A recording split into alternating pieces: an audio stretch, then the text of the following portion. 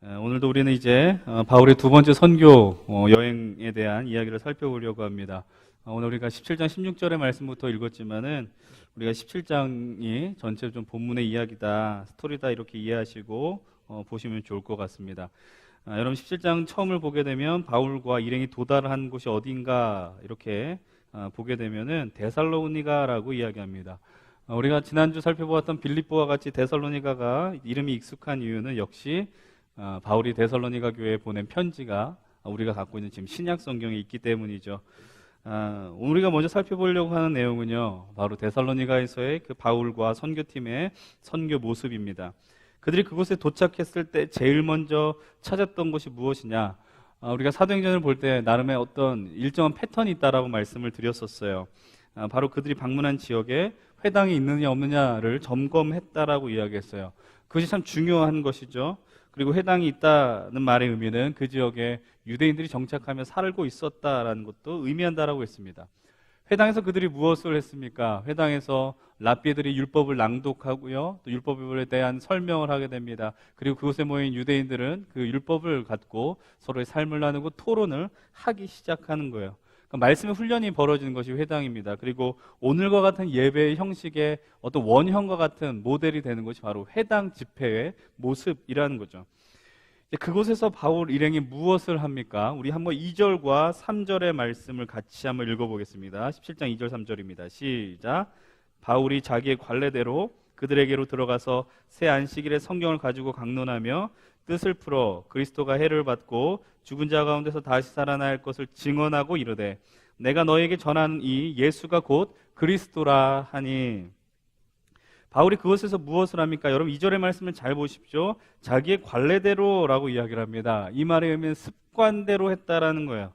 아무런 의미 없이 생각 없이 했다라는 말의 의미가 아니라 그들이 이 일을 하는 것이 그들에게 있어서 가장 중요한 일이기에 몸이 자연스럽게 반응했다라는 것 아니겠어요?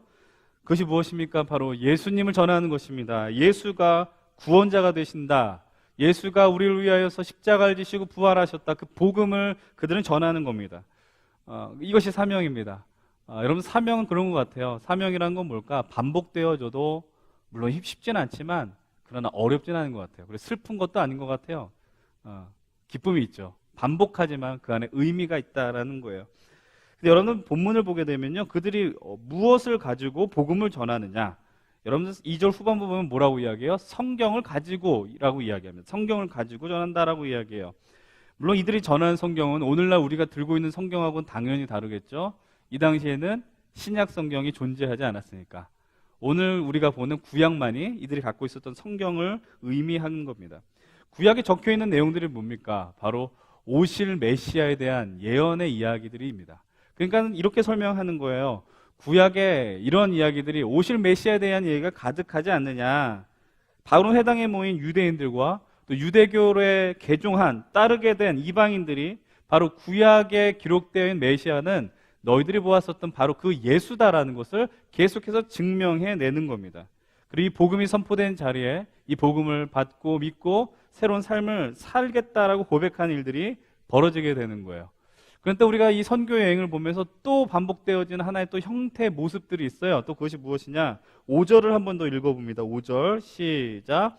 그러나 유대인들은 시기하여 저자의 어떤 불량한 사람들을 데리고 때를 찌어 성을 소동하게 하여 야손의 집에 침입하여 그들을 백성에게 끌어내려고 찾았으나. 유대인들이 찾아옵니다. 왜 찾아오는 거예요? 복음을 전하는 것을 돕기 위함이 아니라 방해하기 위함이다. 이제는 심지어 불량한 사람들을 데리고 왔다라고 이야기합니다. 이 말의 의미는 우리로 치면 조직폭력배를 동원했다 이렇게 이해하면 되겠죠. 그들의 사역을 방해해요. 그토록 방해한 이유가 뭘까요? 계속해서 반복해서 말씀드리죠. 한번 6절의 말씀 한번 봅시다. 6절의 말씀 함께 읽어볼게요. 시작.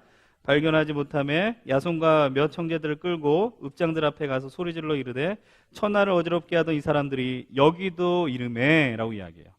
바울의 사역을 무너뜨리려 하는 이들이 그 복음을 전하는 선교팀을 향해서 뭐라고 이야기합니까? 천하를 어지럽게 한 사람들이라고 이야기합니다. 천하를 어지럽게 한다. 어지럽힌다는 말의 의미는요, 기존에 질서가 있다는 말 아니에요. 어떤 틀이 잡혔는데 그것을 무너뜨리는 자들이다라는 거예요. 그러니까 유대인들에게 있어서는 바울과 같은 그리스도인들이 기존의 유대교 질서를 어지럽히는 자들이고 또 하나님을 모독하는 자들이라고 생각을 하는 거예요. 율법을 무너뜨리는 자들이다라고 생각합니다. 이 문구를 보면 한번 생각해 보세요. 바울의 대적들로부터 나오는 이야기이긴 하지만 우리 한번 생각해 볼 가치가 있지 않아요? 천하를 어지럽히는 사람들이라고 이야기해요. 그것이 바로 그리스도인들의 또 다른 이름이 아니냐라는 거예요. 이런 마치 어떤 기존 질서를 어지럽히고 막 잘 사는 사람들 괴롭히고 이런 의미가 아니라요. 세상의 흐름들, 세상의 가치들을 뒤바꾸게 하는 것이 바로 복음의 능력이고요. 또 그리스도인들의 삶의 모습이다라는 거예요. 모두 하나님을 믿는 척하지만 하나님이 하나님 되게 하지 않고 자신들이 하나님이 되려고 하는 거예요. 이 세상의 진짜 왕이 뭐냐? 사람이 추구하는 것은 무엇이냐? 하나님이 아니라 물질적인 부분들 아니에요. 소유에 대한 개념들 아니겠습니까? 그러니까 이런 질문 앞에서 우리는 세상 사람들과 똑같은 답변을 해서는 안 되죠. 왜 살아갑니까? 잘 살기 위해서. 이런 수준으로 끝날 수 없다는 거 아니겠어요? 그렇게 천하를 어지럽히는 사람이라는 칭호는 분명 유대인들의 분노를 드러내는 표현이기도 하지만 그러나 그리스도의 정체성과 복음의 능력을 명확하게 드러내주는 아주 중요한 표현이라는 거예요. 그러니까 여러분도 우리를 향해서 천하를 어지럽힌 사람들이라고 누군가 이야기한다면 그건 참 영광스러운 호칭이 될 수 있다라는 겁니다. 그런 가운데서 그들이 데살로니가를 지나서 베레아라는 지역에 가게 됩니다. 역시 그곳에는 회당이 있고요. 거기서도 성경을 통해서 예수님이 그리스도가 된다, 예수님이 구원자가 된다라고 증거를 하게 됩니다. 이제 이후 바울과 실라 선교팀은 새로운 지역으로 선교를 떠나게 됩니다. 그것이 오늘 우리가 읽은 본문의 현장이죠. 바로 주요 무대인 아덴이라는 곳입니다. 여러분, 아덴이라는 곳이 오늘날 어떤 도시를 의미하겠어요? 자연스럽게 그 단어가 떠올리지 않습니까? 바로 그리스도의 수도인 아테네를 의미합니다. 여러분, 아테네 하면 어떤 이미지가 떠올려지십니까? 어떤 신전들이 떠올리지 않아요? 여러분, 올림픽 시작할 때마다 그리스 신전 앞에서 성화 체화하는 모습들, 막 흰 옷 입은 여성들이 있고 어떤 멋있는 그런 문화가 있고 또 어떤 사람들의 철학이 가득한 곳, 그 헬라 문화가 꽃피었다라고 우리가 표현하는 것처럼 그런 멋있는 이미지가 이 그리스 아테네에는 남아있더라라는 겁니다. 근데 바울이 아덴을 방문했을 때는 이미 헬라의 전성기 지났을 때입니다. 그래도 문화라는 게 힘이 있거든요. 그래서 그 지역에 여전히 로마가 그것을 다스릴지라도 헬라 문화의 진한 향취는 남아있다라는 거예요. 근데 그 광경을 바울이 목격하게 됩니다. 근데 그 순간 바울의 심경을요, 성경은 이렇게 표현하고 있어요. 본문 16절의 말씀을 함께 읽어보겠습니다. 16절 시작. 바울이 아덴에서 그들을 기다리다가 그 성에 우상이 가득한 것을 보고 마음에 격분하여라고 이야기해요. 바울이 직전 선교지였던 베레아에서 사람들이 막 소동을 일으켜서요, 먼저 아덴으로 건너왔어요. 그러니까 그들이 기다렸다라는 말의 의미는 먼저 바울이 와 있었고 선교팀을 기다린다, 이런 의미가 되는 거거든요. 근데 먼저 와서 한번 아덴을 둘러보는 거예요. 이 동네가 어떤 동네인지. 여러분, 선교를 갈 때도 무작정 도착하자마자 복음을 전하진 않거든요.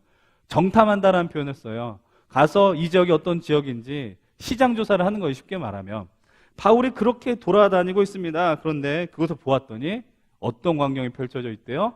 우상이 가득하다라고 이야기해요. 우상이 가득하다. 그래서 마음이 어떻다? 격분했다라고 성경은 이야기합니다. 여러분, 그리스 하면 우리가 알고 있는 게 무엇입니까? 유명한 게 그리스 신화입니다. 이런 그리스 신화에는 신이 참 많이 나옵니다. 그렇지 않아요? 여러분들, 우리에게 지금 남아있는 그리스 수많은 유적지들 보면은 많은 조각품들이 있잖아요. 그죠? 지금 오늘 우리의 시선으로 볼 땐 그것은 멋있는 예술 작품이 될지 모르지만 당시로서는 그것이 예술 작품이 아니라 뭐예요? 신이에요. 그것을 놓고 섬긴다라는 거예요. 여러 사람들이, 그리고 한두 개만이 아니에요. 어마어마한 신들을 섬기고 있는 거예요. 심지어 이 신전에 어떤 신이 있대요? 알지 못하는 신, 별의 별신들이 다 있다라는 거예요. 이 광경을 바울이 목격합니다. 그리고 마음에 격분했다라고 성경이 이야기합니다. 어마어마하게 분노했다라는 거예요. 이 격분했다는 표현은 발작했다라는 거거든요. 그 정도로 바울은 분개했다라는 겁니다. 그것이 아덴에 대한 바울의 첫인상이고 감정이었습니다. 이 아덴을 다른 지역에서는 볼 수 없는 그림들을 또 묘사를 해주고 있어요. 17절도 한번 같이 읽어봅니다. 17절 시작. 회당에서는 유대인과 경건한 사람들과 또 장터에서는 날마다 만나는 사람들과 변론나니, 두 가지의 장소를 이야기합니다. 처음에는 회당을 이야기합니다. 그 다음에는 장터를 의미합니다. 여러분, 회당은 어떤 곳입니까? 유대인들이 모이는 거예요. 바울은 이곳에서 전과 같이 그대로 성경을 가지고 복음을 전했을 거예요. 성경 구약을 풀어서 예수님이 구원자가 된다라는 것을 이야기했을 겁니다. 근데 우리는 지금 이제 낯선 장소를 만나게 됩니다. 바로 장터라는 곳입니다. 장터는 당연히 물건을 판매하는 곳 아니겠어요? 이 장터를 헬라어로 표현하면 어떻게 표현하느냐? 아고라라고 이야기합니다. 여러분, 아고라라는 단어 어디서 들어보셨어요? 여러분들 들어보시지 않았어요? 우리나라 최대 포털 사이트의 하나인 다음에 토론이 벌어지는 곳을 아고라 광장이라고 이야기합니다. 그 아고라가 바로 이 안에서 꺼내온 단어인 것이죠. 아고라라는 곳은요, 단순히 시장 기능만 감당하는 곳이 아니에요. 그곳에서 다양한 자신의 생각을 펼쳐나가는, 그래서 좀 공개적인 변론을 하는 곳이기도 했습니다. 바울이 회당에서만 복음을 전하지 않았습니다. 아고라에 나가서도 사람들과 접촉했습니다. 한번 상상해 보세요. 그냥 그 당시에 마이크는 있지 않았었겠지만 바울이 홀로 나와서 마이크를 잡고 내가 믿는 하나님을 소개합니다. 이렇게 한번 했다라고 생각해 보십시오. 근데 그곳에는요, 정말 다양한 생각의 사람들이 모여 있고 다양한 신관을 가진 사람들이 모여 있었습니다. 여러분, 우리가 그리스 하면 떠오르는 사람들이 누구예요?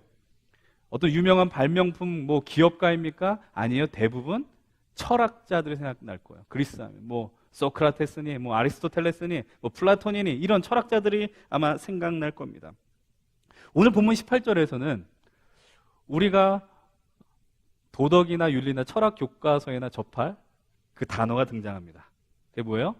에피쿠로스 그리고 스토아 철학자라는 거예요. 나눠드린 설교 하나 한번 보십시오. 이들에 대한 설명을 풀어놨습니다. 제가 잘 알아서 쓴 게 아니라 어디서 주워와서 옮겨 적었습니다.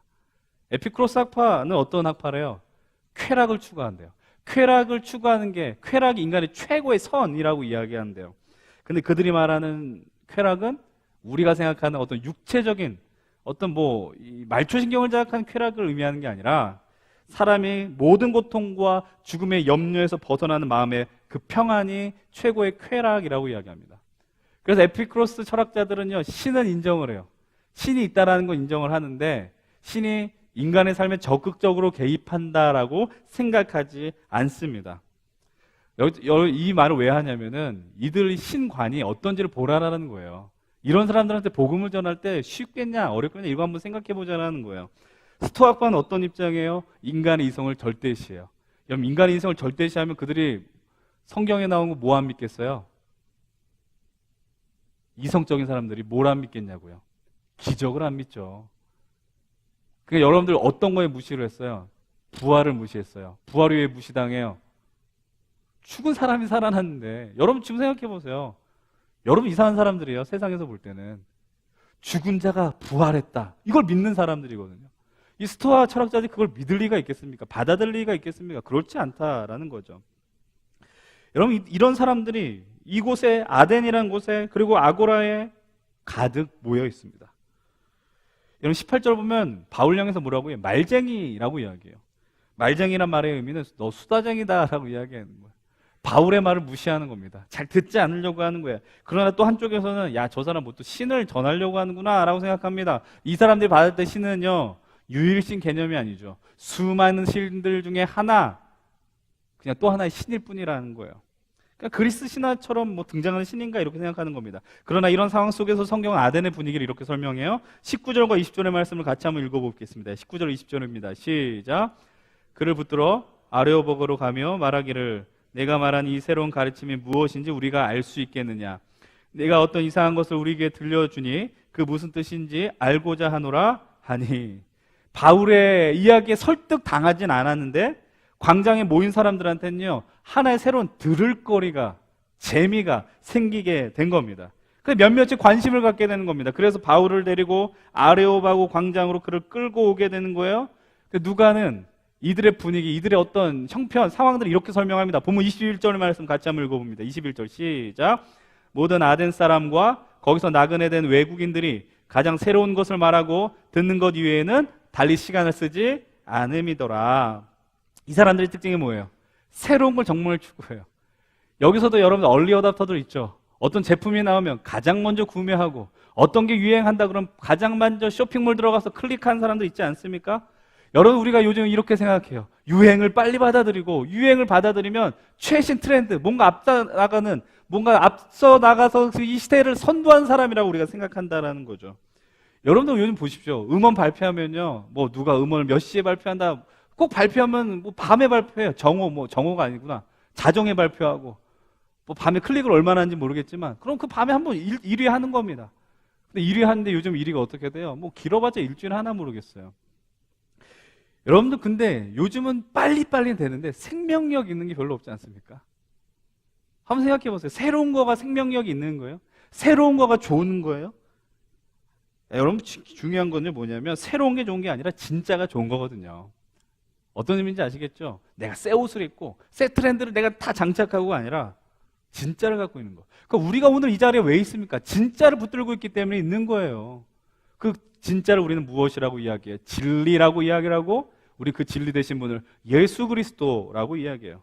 그 진리를 붙드는 에게는 진정한 생명이 소유하게 되고 참 가치를 갖고 살아가게 됩니다. 그래서 우리가 설령 유행에 편승하여 유행에 따라가지 못하고 뒤처지는 것만 같고 약간 좀 지는 것 같고 실패하는 것 같을지라도 그건 느낌만이라는 거죠. 결코 우리는 지는 사람들이 아니에요. 우리가 어떤 존재인가 인식하는 건 이 믿음의 길을 갈 때 늘 중요한 부분이라는 겁니다. 이제 사람들은 바울을 아레오바고 광장에 세웁니다. 이 아레오바고란 뜻은요, 아레스의 언덕이라는 뜻이에요. 아레스는 그리스나에 나는 전쟁의 신이라는 겁니다. 아레오바고는요, 원래 귀족회의가 열렸었던 곳이지만 좀 시간이 지나서 상황에 따라서 재판 장소로 쓰이기도 했습니다. 어찌되든 사람은 바울을 세우고 바울이 전하려는 것이 무엇인가 듣길 원했습니다.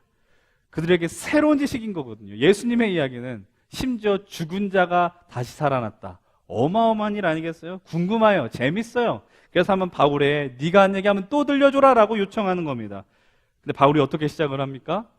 이 부분이 정말 재밌습니다. 제가 왜 재밌다고 하는지 한번 보십시오. 22절과 23절 같이 읽어보겠습니다. 22, 23절 시작. 바울이 아레오바고 가운데 서서 말하되 아덴 사람들아 너희를 보니 범사에 종교심이 많도다. 내가 두루 다니며 너희가 위하는 것들을 보다가 알지 못하는 신에게라고 새긴 단도 보았으니 그런즉 너희가 알지 못하고 위하는 그것을 내가 너희에게 알게 하리라. 여러분 우선 그들 향해서 종교심이 많다라고 이야기합니다. 여러분 제가 재밌다 그러는데 별로 재미가 없죠? 예, 왜 재미가 없을까? 알면 재밌어요. 처음에 바울이 그것을 방문했을 때 감정이 어떤 감정이라고 했는지 기억나세요? 아덴에 도착하자마자 보여준 우상을 보고 성경이 뭐라고 기록했어요? 16절에 격분했다라고 이야기해요. 엄청난 분노를 감추지 못했어요. 왜냐하면 수많은 우상들이 놓여져 있기 때문에. 근데 바울이 그들에게 말을 걸 때는 뭐라고 표현해요? 범사에 종교심이 참 많구나라고 이야기합니다. 이 말이면 신앙심이 참 좋습니다라고 이야기하는 게 아니에요. 신에 대한 관심이 참 많으시군요 라고 이야기하는 겁니다. 두 번째 이야기하는 걸 보십시오. 뭐라고 이야기해요? 23절에 내가 두루 다니며 아덴을 돌아다니다가 너희가 위하는 것들을 봤는데 우상들을 봤는데 근데 우상에 뭐라고 적혀있대요? 알지 못하는 신에게 뭐 제우스, 헬라, 뭐 아폴로 이렇게 적혀있는 게 아니라 알지 못하는 신에게라고 적힌 우상을 봤다라고 이야기하는 거예요. 그리스 신화의 신들이 얼마나 많습니까? 근데 그들이 워낙 종교심이 강한 관계로 심지어 어떤 신까지 세웠어요? 이름도 모르는 어떤 존재인지 알지 못한 신까지 만들어서 경배하더라라는 겁니다. 근데 여러분들 그 신상을 매개로 바울이 어떻게 접근하느냐? 너희들이 알지 못한 그 신이 무엇인지 내가 지금 이 시간에 차근차근 설명해 주겠노라라고 이야기하는 거예요.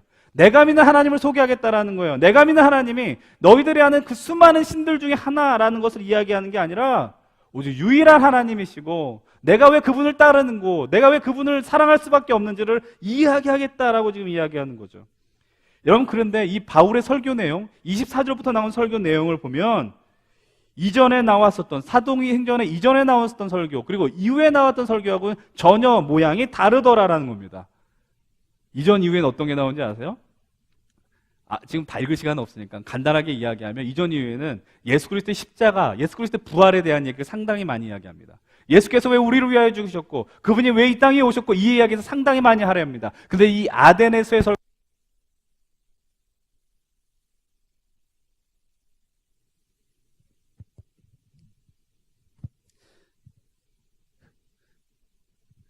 마이크 그 건전지를 점검했는데 꺼졌네요. 어디까지 했는지 한 번만 확인하겠습니다. 설교의 내용에 대해서 얘기했군요. 아덴에서의 내용은 달랐다고요. 왜 달랐을까? 여러분 그 제일 대표적인 게 뭐냐면 28, 29절입니다. 한번 28, 29절 같이 한번 읽어볼게요. 28, 29절입니다. 시작. 우리가 그를 힘입어 살며 존재하느니라.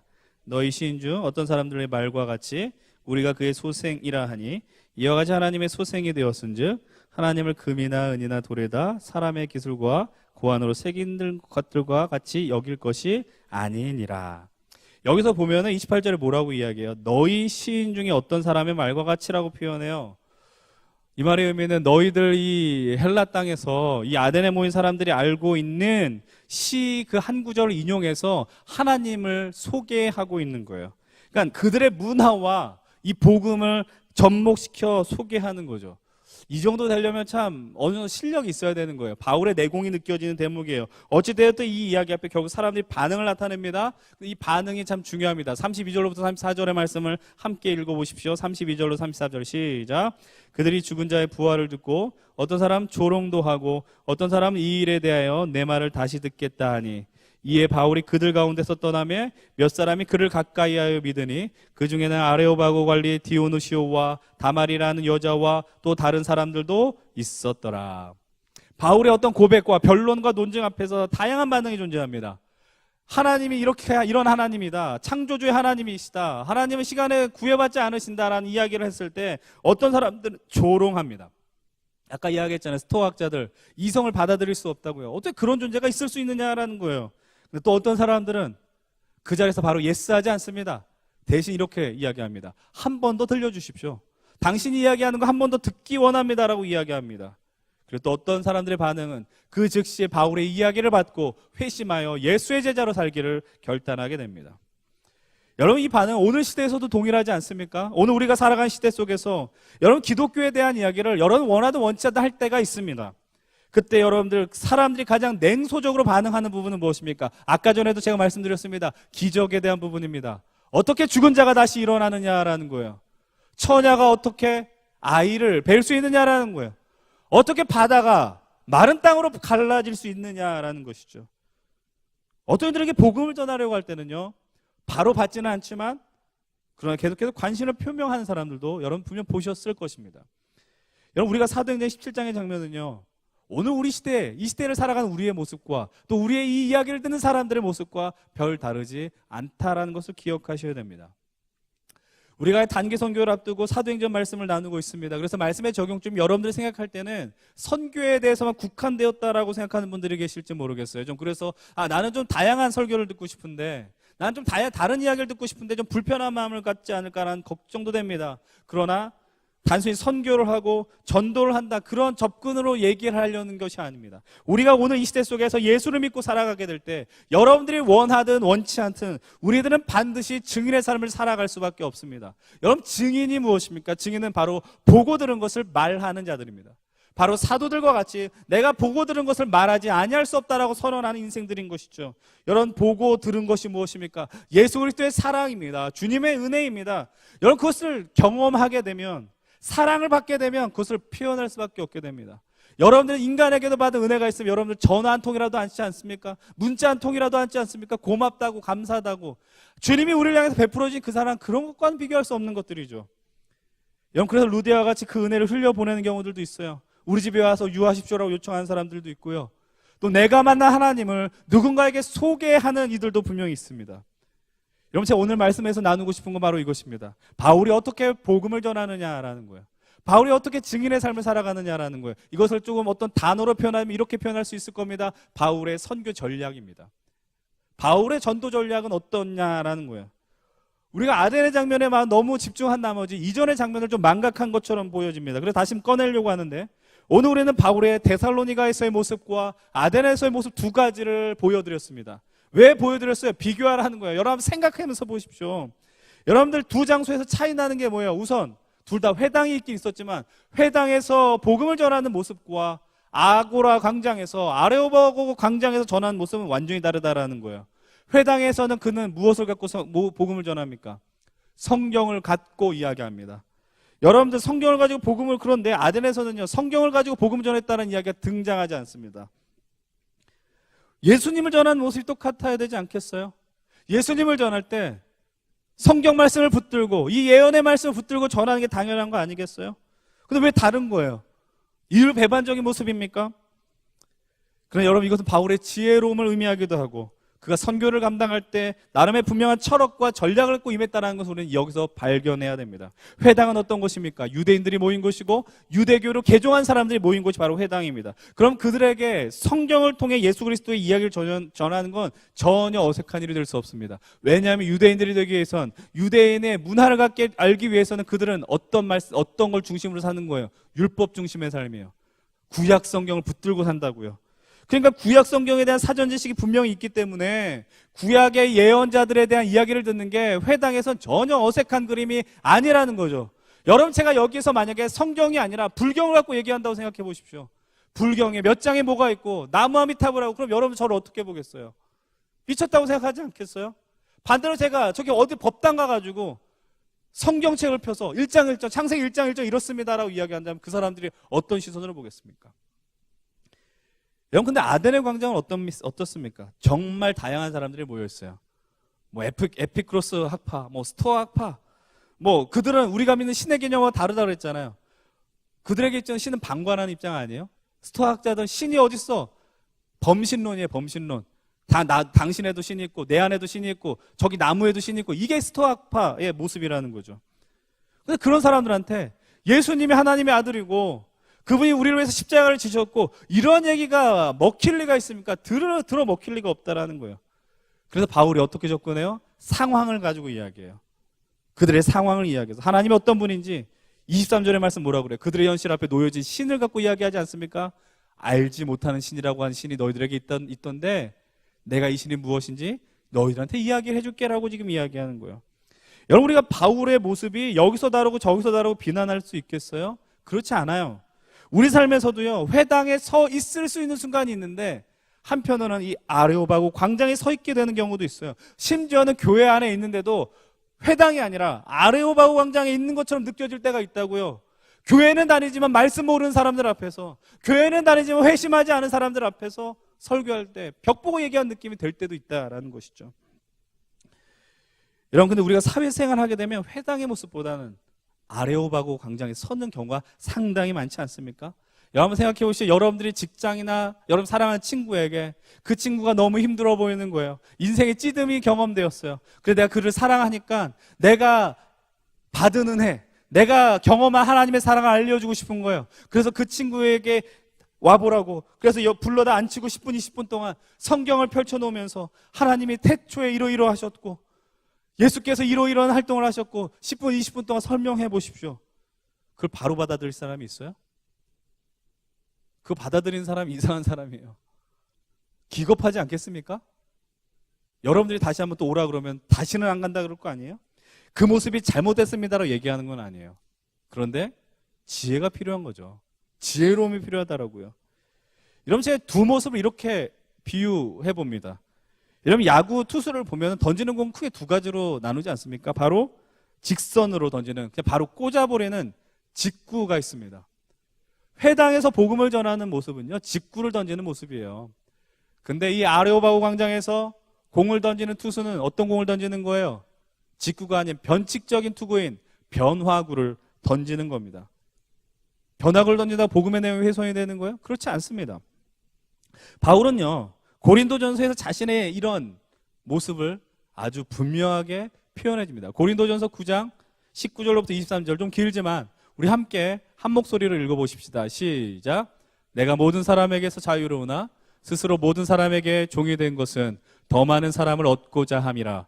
유대인들에게 내가 유대인과 같이 된 것은 유대인들을 얻고자 하며 율법 아래에 있는 자들에게는 내가 율법 아래에 있지 아니하나 율법 아래에 있는 자 같이 된 것은 율법 아래에 있는 자들을 얻고자 하며 율법 없는 자에게는 내가 하나님께는 율법 없는 자가 아니요 도리어 그리스도의 율법 아래에 있는 자이나 율법 없는 자와 같이 된 것은 율법 없는 자들을 얻고자 함이라. 약한 자들에게서 내가 약한 자와 같이 된 것은 약한 자들을 얻고자 하며 내가 여러 사람에게 여러 모습이 된 것은 아무쪼록 몇 사람이라도 구원하고자 함이니 내가 복음을 위하여 모든 것을 행함은 복음에 참여하고자 함이라. 아멘. 이것이 바울의 복음을 전하는 모습이었습니다. 이것을 우리는 우리 단어로 어떻게 표현할 수 있을까요? 박쥐가 되는 거예요. 살면서 박쥐 되는 게 참 어렵죠. 여러분 사회생활하면서 회식 분자로 사십시오라는 이야기를 하는 게 아니에요. 근데 이것은 마치 뭐 줏대 없이 뭐 코에 걸면 코 거리고 귀에 걸면 귀 거리고 이런 걸 의미하는 게 아니에요. 복음이 들려질 수만 있다면 이게 포커스죠. 그들이 복음을 받아들일 수 있다면 난 배알 없는 사람이 될 수 있습니다. 난 내 자존심 내려놓을 수 있습니다. 그 이야기를 사도 바울이 이야기하는 거예요. 아까 말씀드린 것처럼 내가 누군가에게 전도를 하고 싶다. 다짜고짜 성경을 펼쳐들고 그를 찾아간다면 그 사람 도망가지 않겠습니까? 근데 내가 그 사람하고 인간관계에 어떤 신뢰를 쌓고 그 관계 속에서 살아계신 하나님의 이야기를 풀어간다면 그들이 바로 내가 하나님 믿겠습니다를 할지 않을지라도 한 번 더 들어보겠습니다. 이런 반응 나온다면 얼마나 감사한 일이겠어요. 그럼 이 본문이 우리가 이제 다음 주에 떠나게 되는 선교 왜 연결이 되는지 아세요? 우리가 이번에 크게 두 가지 사역을 감당합니다. 하나는 교회 사역을 감당하게 되고 하나는 학교 사역을 감당하게 됩니다. 여러분들 근데 교회에서는요, 예수님 십자가 부활 뭐 마음껏 이야기해도 상관이 없습니다. 거침없이 써도 됩니다. 근데 학교에서는 그런 말 썼다가는 잘못 썼다 고발당하면 21명 선교팀 나갔는데 저 혼자만 남아서 열흘간 구류당하고 애들은 들어오고 저 열흘 있다가 들어올 가능성이 상당히 있습니다. 잡혀 들어간다고요. 3년 전에 유인물 나눠줬다가 고발돼서 7일 동안 10일 동안 묶여있다가 추방된 사례들이 있어요. 유인물 하나 나눠줬다고. 근데 여러분 한번 생각해 보십시오. 우리가 거기서 예수님의 이야기를 전하지 못하면 선교가 아닙니까? 내가 거기서 예수 그리스도의 십자가를 이야기하지 않으면 선교가 아닙니까? 그 선교는 실패입니까? 아닙니다. 우리가 거기서 학교에서 아이들에게 하나님 아버지의 마음을 갖고 진실로 그들에게 그 수업 준비한 수업 내용을 전한다면 우리는 예상할 수 없었지만 하나님께서 하나님의 방법으로 그 모든 것들을 풀어나가지 않으시겠어요? 오늘도 우리는 그것을 소망하며 지금 이 사역들을 준비해 나가고 있는 거예요. 그리고 그 아이들에게 한국에서 온 사람들이 참 어떤 거 갖고 나왔는지 모르겠지만 따뜻한 마음을 갖고 왔구나. 그것이 무엇인지 모르나 돌아봤더니 하나님이 우리를 만져주셨구나. 일으켜주셨구나. 이렇게 고백하는 것들을 소망해야 되지 않겠습니까? 내가 거기서 찬양 못해서 너무 미칠 것 같아요. 내가 거기서 예수님 이야기하지 못해서 내가 너무 답답해요가 아니라 맡겨진 그 영혼들을 보며 주어진 역할을 충실히 감당하는 것 얼마나 놀라운 일이냐라는 거예요. 여러분 이 부분을 잘 생각하십시오. 다시 한번 질문 던집니다. 여러분들이 회당에서 복음 전할 경우가 많으냐 아레오바고 광장에서 전하는 경우가 많으냐라는 거예요. 당연히 아레오바고 광장입니다. 여러분 거기서 어떻게 계실 거예요? 여러분들의 아레오바고 광장 어디입니까? 마지막에 그 질문을 또 던질 겁니다. 여러분 설교를 들으면서 생각하십시오. 저는요 회당에서 거의 전해요. 저는 제 삶이 그렇게 지금 되어버렸어요. 여러분들은 근데 그렇지 않거든요. 두 번째로 나누고 싶은 바울의 모습은 선교 전략은 이것입니다. 첫 번째는 우리가 대상에 따라 접근법이 달라졌다는 것입니다. 두 번째는 복음을 전해야 되는 대상과 접촉점을 놓치지 않았다는 겁니다. 접촉점이 있었다는 거예요. 여러분 바울이 아덴에 와서 처음 느꼈었던 감정이 뭐라 그랬어요? 분노라 그랬어요. 어마어마하게 화가 났다고요. 여러분 모세가 격분한 모습 기억나시죠? 모세가 십계명을 받고 내려왔는데 밑에서 막 난리가 나지 않았습니까? 금송아지를 만들고 그때 모세가 격분해서 돌판을 집어 던졌다고요. 만약에 바울의 손에 돌판이 있었다면 그 돌판 반드시 깨버렸을 거예요. 여러분 그런데 바울이 아덴 사람들한테 복음을 전합니다. 하나님을 이야기합니다. 그때 분노심을 갖고 하나님을 전했다는 모습은 발견하기 어렵습니다. 시작점을 잡으십시오. 22절 23절이에요. 정중해요. 그들의 시선을 붙들려고 노력을 해요. 그들을 향해서 뭐라고 얘기해요? 너희들은 우상 숭배자야 들어봐라고 이야기하지 않아요. 뭐라고 이야기합니까? 범사에 종교심이 많구나 라고 이야기합니다. 그리고 뭐라고 이야기합니까? 너희들은 알지도 못하는 신한테 무슨 예배하냐로 핀잔 주지 않는다고요. 알지 못하는 신에게 그 신이 무엇인지 내가 잘 소개해 주겠다라고 정중하게 이야기합니다. 바울은 격분했습니다. 분노했습니다. 그러나 이 차분한 태도는 잃지 않았습니다. 정중함을 잃지 않았습니다. 여러분들 이 땅에 살면서 그리스도인으로서 격분할 때가 있으십니까? 여러분 이 땅의 세상의 가치와 흐름을 보면서 내가 하나님을 믿는 사람인데 그것과 전혀 엉뚱하게 흘러가는 모습을 보며 분개한 적이 있으십니까? 솔직하게 말하면 별로 없는 것 같아요. 여기 우리가 사는 모습 중에 막 분개하는 것들이 별로 없어지는 거예요. 여러분 화를 많이 내라는 얘기가 아니에요. 그냥 나는 세상에는 세상대로 살고 교회에서는 교회에서 살고 그럼에도 불구하고 하나님의 사람으로서 우리가 살 때 의분들이 있다고요. 여러분, 최근 이 시대 속에 가장 많은 이슈가 되는 게 있어요. 그리고 우리 교단에 정말 뭐 광풍처럼 몰아붙이는 게 있습니다. 그것이 바로 동성애 관련된 부분이에요. 동성애 죄단이다 지금 이야기하는 게 아니에요. 우리나라에서 이게 상당히 정치적인 논리로 접근되기 때문에 복잡해지는데, 여러분, 우리는 동성애를 죄라고 이야기해야 됩니다. 분명히 죄라고 이야기하나, 그럼 한번 질문을 던지죠. 동성애자들은 복음을 들을 권리는 없느냐라는 거예요. 그들에게 하나님의 사랑에 대한 이야기를 전할, 들을 그는 어떤 자격이 되지 않느냐라는 겁니다. 그럴 수 없죠. 한번 생각해 보시죠. 심지어 타 종교인까지 한번 생각해 보시죠. 불교인들, 이슬람인들, 스님은 예수님 이야기 들으면 안 됩니까?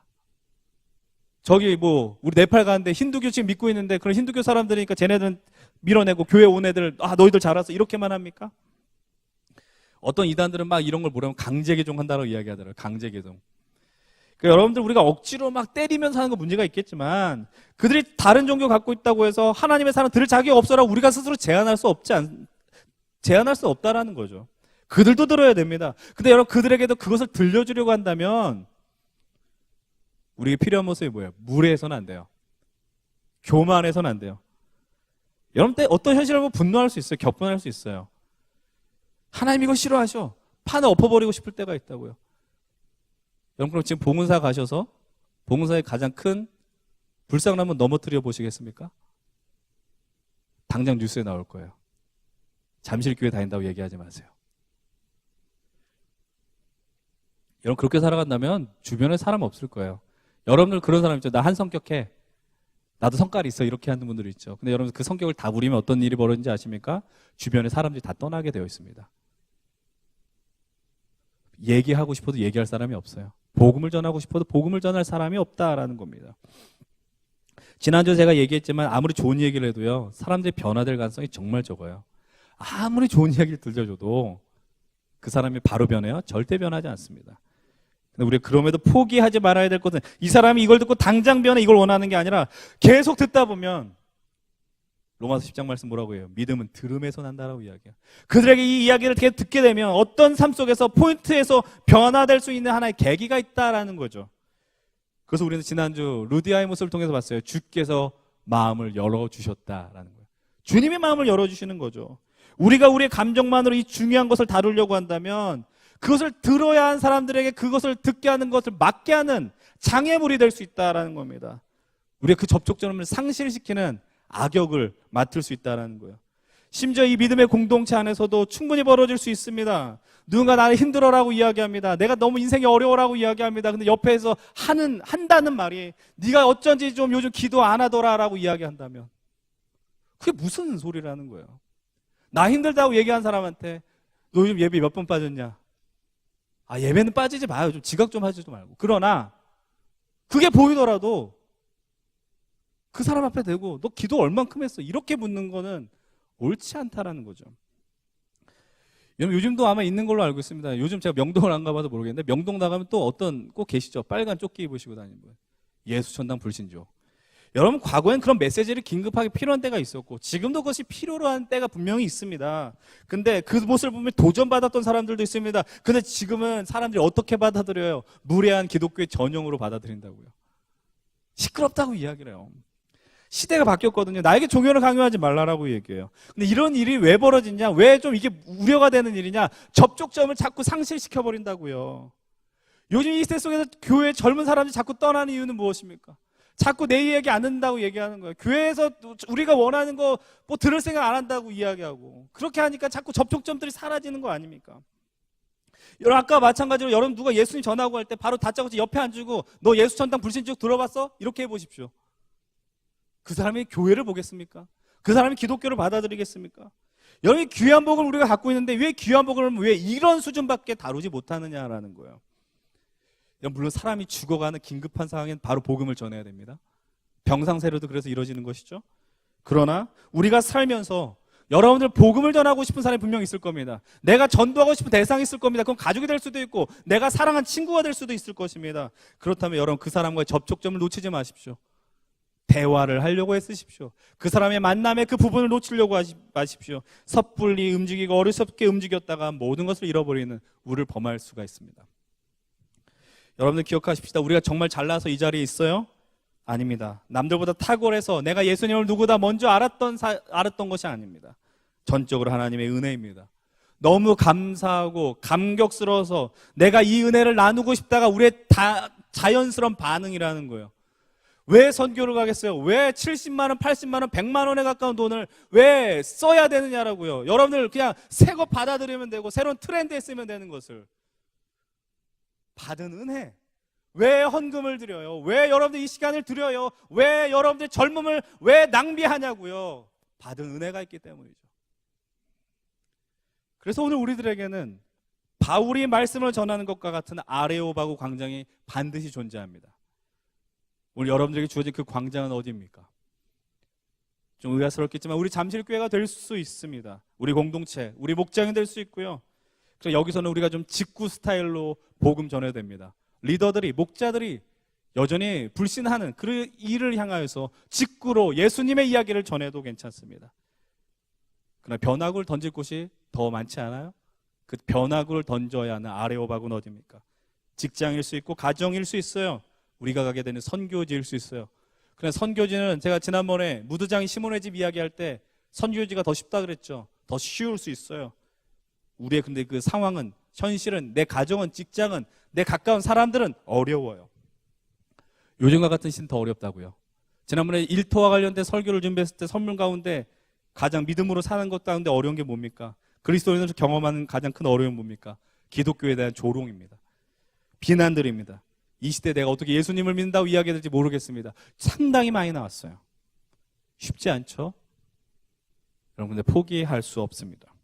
그들이 그렇게 나온다고 해서 싸워버리면 접촉점을 놓치는 거예요. 너 감히 교회를 욕해? 너 감히 예수님을 욕해? 나랑 한번 붙어볼래? 더 이상 그 사람한테는 복음 전할 기회에서 다 사라져버리는 것이죠. 오늘 우리에게 주어진 이 아레오바고 광장에서 어떤 태도를 갖고 나가시겠어요? 오늘 우리가 바울이 보여준 모습을 기억하며 큰 도전을 경험하셨으면 좋겠어요. 이 시대의 흐름 속에 우리는 아파할 수 있고 분노할 수 있지만 그러나 여전히 주님의 복음이 들려져야 하며 필요한 인생들은 너무나도 많습니다. 여기 계신 여러분들도 마찬가지예요. 예수님이 필요해요. 주님이 반드시 필요하다고요. 여러분, 오늘의 말씀을 통해서 우리가 우리 인생 속에 귀한 복음의 삶, 선교의 삶을 살아내시길 바랍니다. 이제 일주일 앞으로 다가온 우리 공동체 네팔 단기 선교를 준비하며 이 말씀을 통해 선교 팀원들은, 대원들은 하나님의 지혜를 구하십시오. 하나님께서 여전히 배가 고프십니다. 이 세상에 하나님을 예배하며 하나님을 인정하며 나아갈 때까지, 그날이 올 때까지 주님이 우리를 끊임없이 부르시고 이 복음의 가장 그 최전방으로 우리를 이끌어내실 거예요. 우리가 이 감당해야 될 이 사명, 주님 다시 오실 그날까지 이 믿음을 붙들고 전하고 또 오늘 이 시대 속에서 세상과 이 접촉점을 상실하지 않고 담대히 살아가시기를 주의 이름으로 축원드립니다. 여러분들을 볼 때 사람들이 주님을 보는 영광들이 일어나기를 원합니다. 하나님에 대한 관심이 일어나기를 원합니다. 네가 믿는 예수를 내가 한번 믿어보겠노라. 네가 믿는 예수 내가 한번 궁금해보겠노라라고 고백하는 역사들 소망하십시오. 지금 말이 안 되는 일 같잖아요. 기도는 할 수 있잖아요. 그래도 기도하십시오. 그런 마음을 갖고 오늘 주어진 현실 속에서 우리 함께 담대히 승리의 길을 가시는 우리 모두가 되기를 주의 이름으로 간절히 축원드립니다. 우리